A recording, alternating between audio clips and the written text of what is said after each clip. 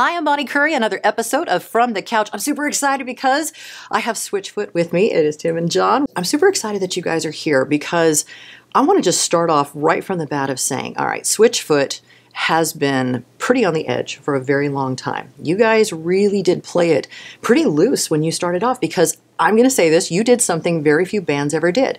You played to secular audiences. You guys went and did concerts with bands that weren't known as Christians, and then suddenly you guys would show up and you're rocking out, but you're singing lyrics. What kind of feedback did you guys get from that? We didn't really understand that there was a divide.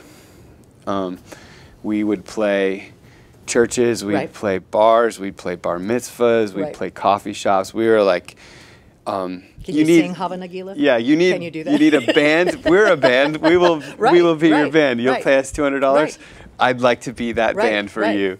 And the beauty of it was, you know, we grew up in church, but we also grew up loving Led Zeppelin and not really knowing that there was a big difference. And I think looking back, it's a gift to kind of. I think the boxes we put ourselves and other people in can be very damaging. And I think when God looks at us, he sees the human soul that he created, and he doesn't put us in a box, and he just sees us with love. I think when we see the people around us with that same love, instead of in a box of us and them, suddenly it opens up possibilities of friendship where there might be just a box before. I think when you look at it just specifically of we can only play to Christians, I think we minimize the effect that God's love could have on everybody. That I think when you turn around and face the crowd and not just, you think about Jesus' ministry, that he would go out and just speak to everybody. And I have to believe that inside that crowd, not everybody knew what he was about or what he had to say. But when the message is so dear and so important, I think people would respond to that. Do you find that there is still that divide today in Christian music? I think our country is more divided in every way. It's just shocking to me. It is, and I think when you think about it, as if you think of Christ and his story, I mean, he's this iconoclastic individual who, if he were in a rock band, it'd probably be a punk rock band that he got kicked out of all sorts of places. People didn't receive him. People didn't respect what he was about. He's saying these really radical things that scandalize people. You know, love your enemies. Turn the other cheek. Blessed are the poor. I mean, these are shocking things. And yes, he did. He would perform he would talk in the religious establishment of the time, but he also talked to fishermen and prostitutes, everyone. I think the bottom line is hope. Who needs hope but the hopeless, you know, and who needs a doctor but the sick and the people that know they're sick. So I think with music, I mean, we're going to be going to India in a few weeks to play a couple big rock festivals, and those are, I think music is this language that transcends English, for example, and it's a possibility of talking at a deeper level, you know. So that's what keeps us going as a band. What could we do, each other, right here, to do more to unify us? In diplomacy, in negotiations between two very different sides, one of the key elements is to keep talking. And I feel like that's something our country has lost. That's something the church has lost, is this dialogue with people that don't believe the same things we do. You know, I think that's where dialogue becomes super important and meaningful, is that meeting of two people from two very different places, because we all have things to learn. And we have put ourselves as a country, as a church, in this place where we only feel comfortable talking with like-minded individuals. We watch the television stations that follow our belief system. Our news feeds are completely stacked with. They really are. Yeah, and I think, I mean, being in a band with your brother, you come to a lot of disagreements. That was going to be a whole other conversation about, like, did you ever get sick of each other? But yeah. I mean, and I think we've come to the conclusion that we disagree on a lot of things, but we are the passion behind that is actually a beautiful thing. Yeah. That somebody actually cares enough to fight for something. Right.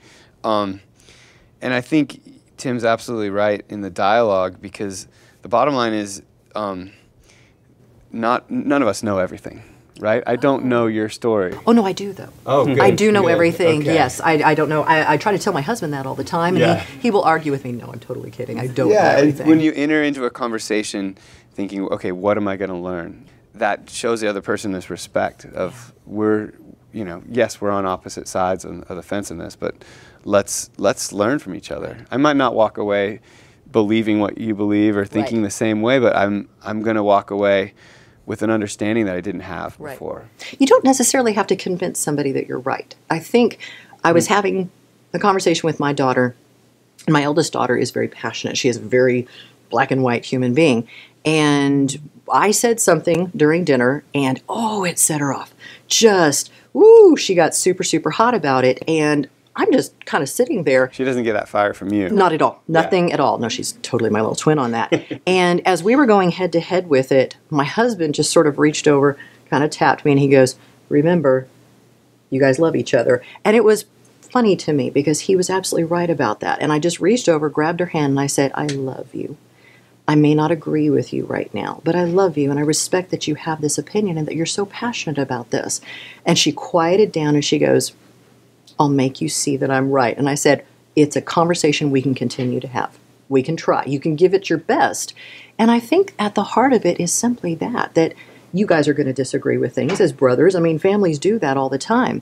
I can't tell you how many times, I'm sure at dinner tables, when you have everybody together, do you guys have family members that you just go, okay, brace yourself. Here we go. We're doing this. Yeah, and I think the church, that's a great analogy for the church, where it's this big family where you got like crazy Uncle Eddie over here, and you've got Aunt Marge over here, and everyone's coming from a different place, and different needs, different skill sets, different understanding of the world.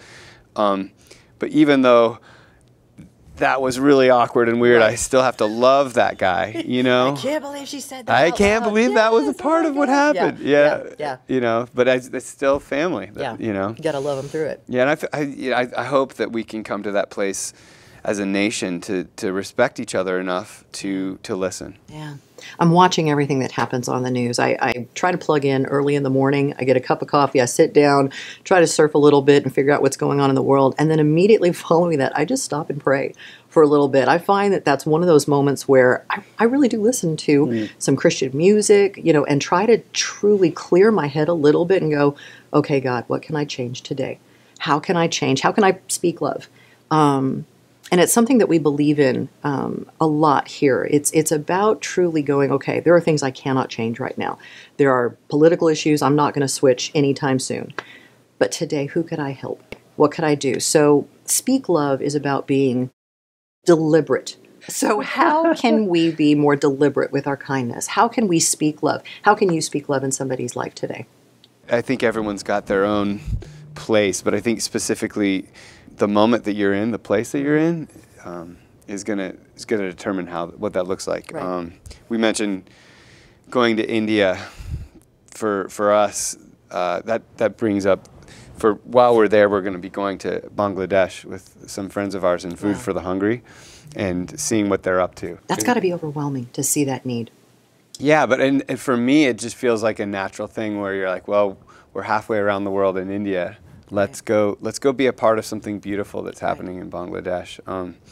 And yet, how many needs are there here in Dallas that in your own neighbors? Yeah. And I think we call it food insecure. I think it's interesting that we don't like to talk about hunger in America. It's touchy. We don't want to say that there are people in America that are genuinely not enjoying a well-balanced meal. So the term now is called food insecure in America. And it's 1 in 5 families in America are food insecure. Yeah. And it's one of those things where there are so many little things that's a very obvious speak love. I think sometimes love can feel like this wishy-washy thing that has no weight or substance to it. But I mean, food.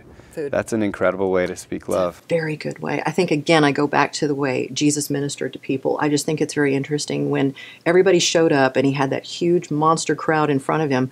The first thing he thought of was, let's get these people fed. The specificity, that's the $3 word today, of what he did first is that he fed somebody. I think it is so much easier to hear that God loves you over the sound of your stomach that's growling. I think food is an amazing, amazing thing to give to somebody. Tim, how do you speak love? What is something that you do in your life to speak love to people?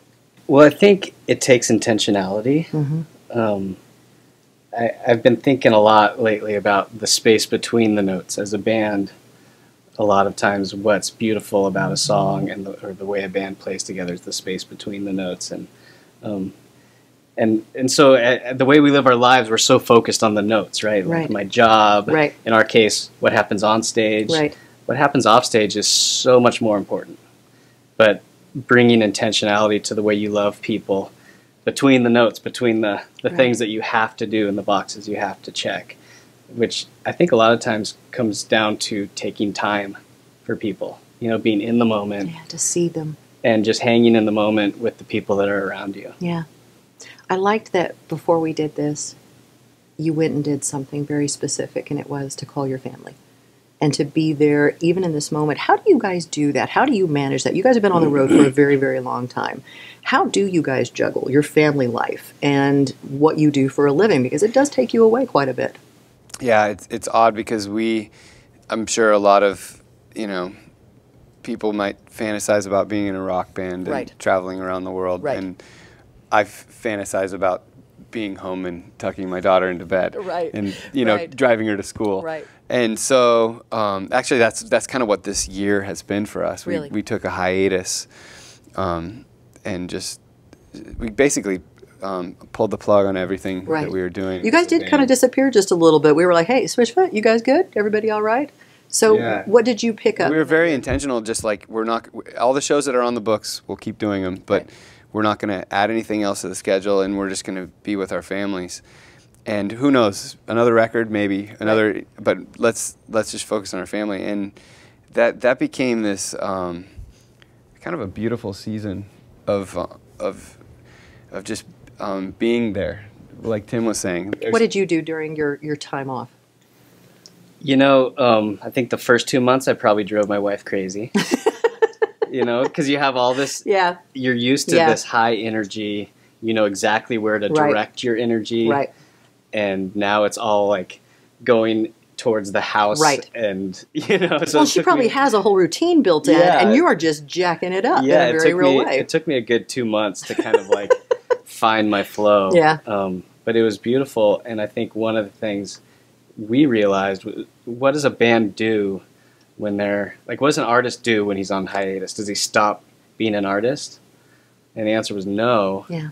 And so we found ourselves drawn back to music, but it was all for the joy of it. That's there was no awesome. deadline. There was no goal. There was That's no agenda. It was awesome. just No like, reason for it. Yeah. what do I want to do today? Well, I want to go play the piano. I want to, Yeah. and then we started writing together, and it was all just kind of this very organic. Follow the joy was the phrase that we kind of kept coming back to, the mantra for this year. Right.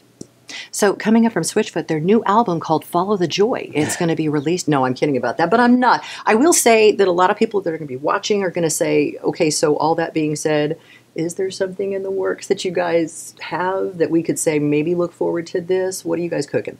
Yeah, we've been working on new music. Okay. We eventually decided, you know what, this kind of feels like an album that we're really excited about. Okay, you know? I'm very excited about And that. so, we'll be announcing more things in the coming. Okay.